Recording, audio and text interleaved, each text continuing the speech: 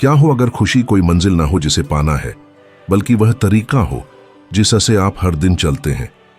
हो सकता है कि वह शांति, आनंद और पूर्णता जिसकी आप तलाश कर रहे हैं भविष्य में कहीं ना हो, बल्कि यहीं हो, हर क्षण जो हम जीते हैं।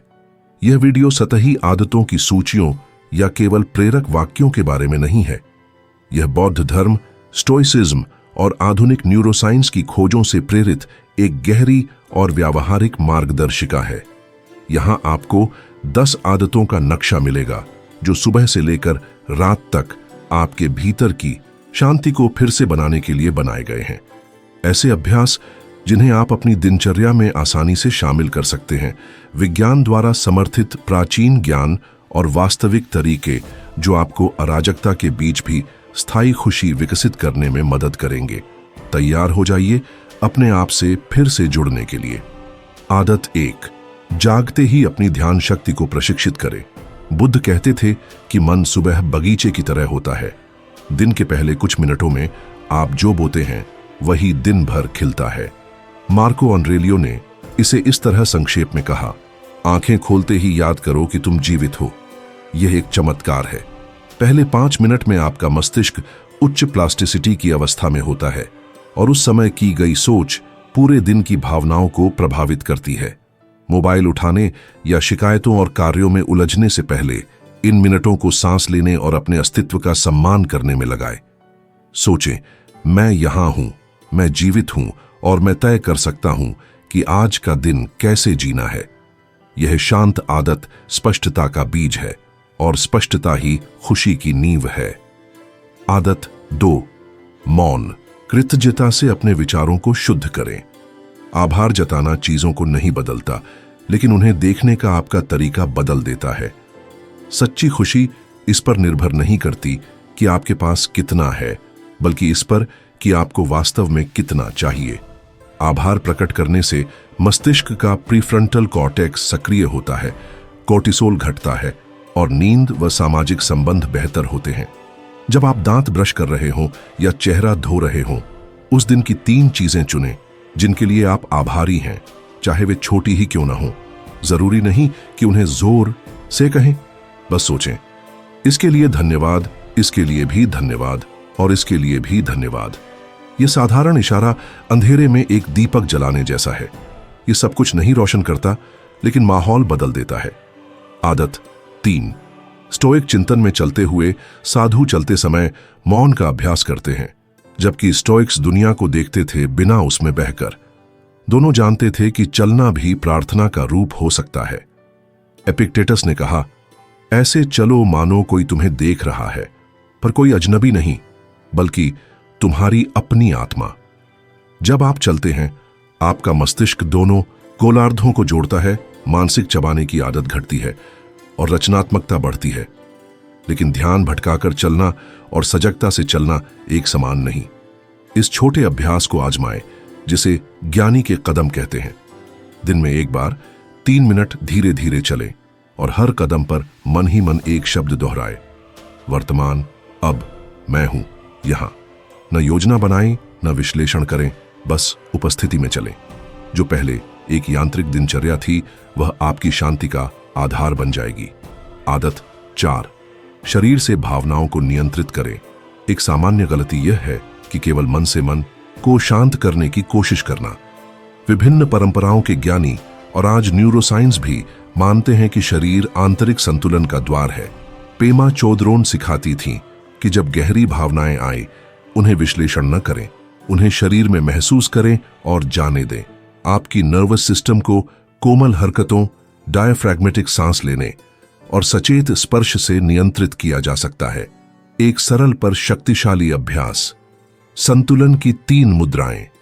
नंगे पैर सीधे खड़े हो जाएं, पैरों को जमीन पर दृढ़ रखें, हाथों को सीने पर क्रॉस करें, नाक से धीरे धीरे सांस लें और मुंह से 3 बार छोड़ें। ऐसा करते समय मन ही मन दोहराए, मुझे समझने की जरूरत नहीं, मुझे बस उपस्थित रहना है। बाहर से यह एक साधारण इशारा लगता है, लेकिन भीतर यह गहरा रूपांतरण करता है। ठहरो, एक पल हम ऐसे भागते हैं जैसे कोई तत्काल चीज हमारा पीछा कर रही हो, पर जब रुकते हैं तो पता चलता है कि हमें खुद नहीं पता हम क्या खोज रहे थे। ये खालीपन हमें थका देता है। मार्को ऑरेलियो ने चेताया था, अपनी बची हुई जिंदगी दूसरों के बारे में सोचते या उन चीजों में उलझकर बर्बाद मत करो जिन्हें नियंत्रित नहीं कर सकते।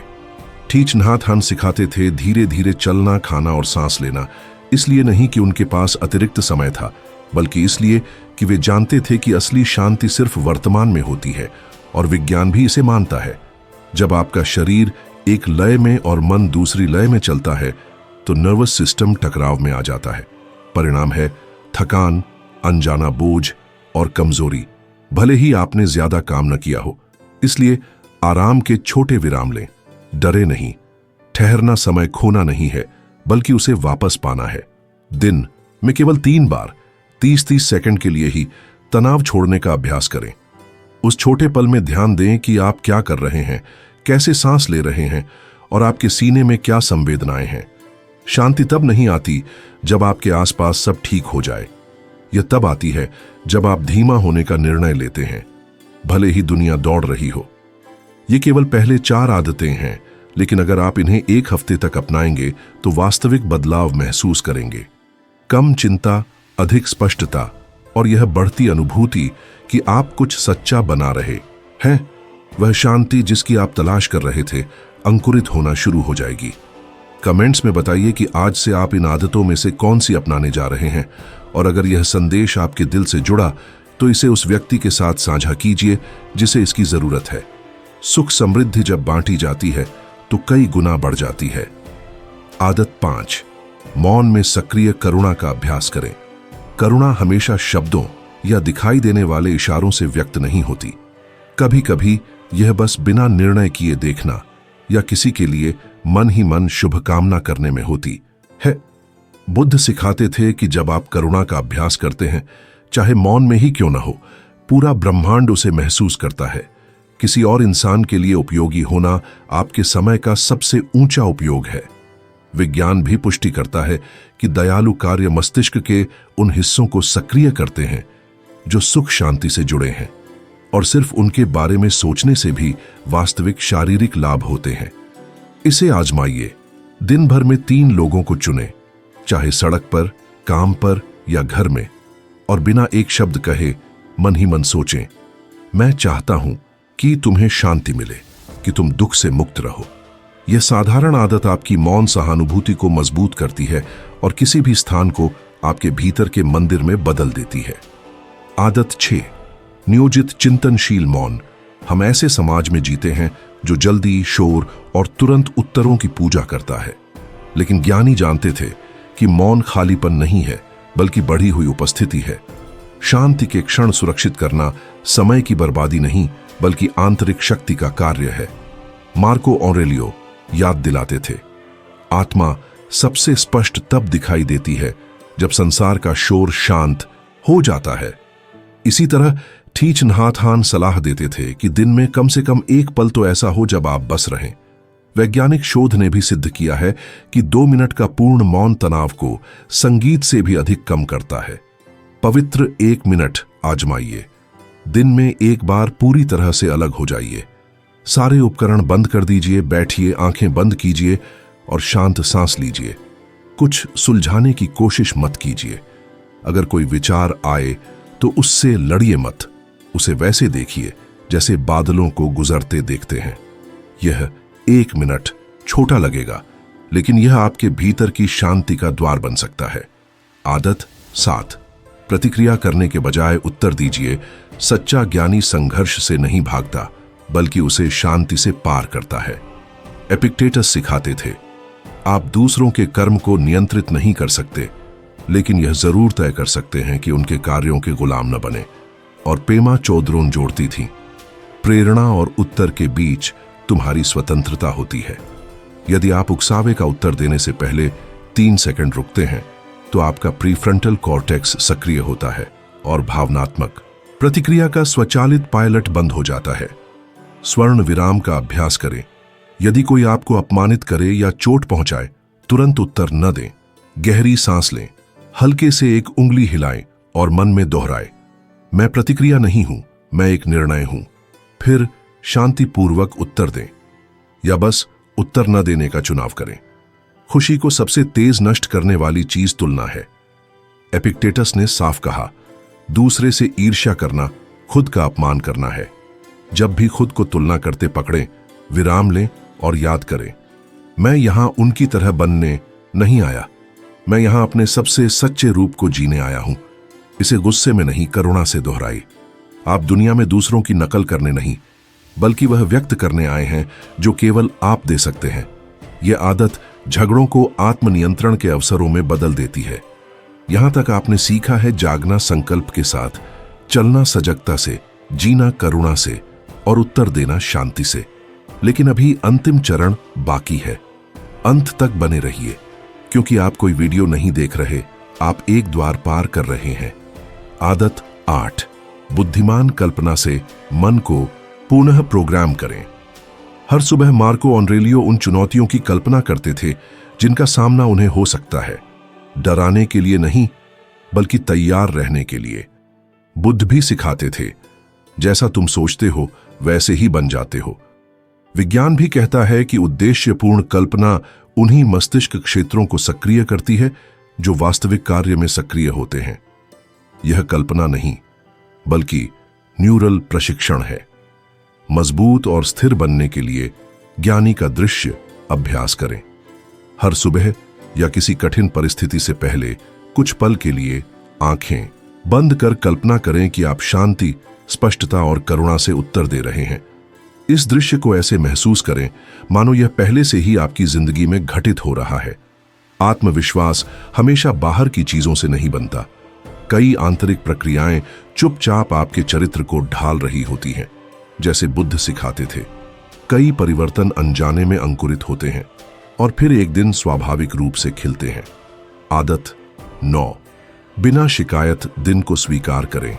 बुद्ध याद दिलाते थे कि दुख तब पैदा होता है जब हम पहले से जो है उसे अस्वीकार करते हैं।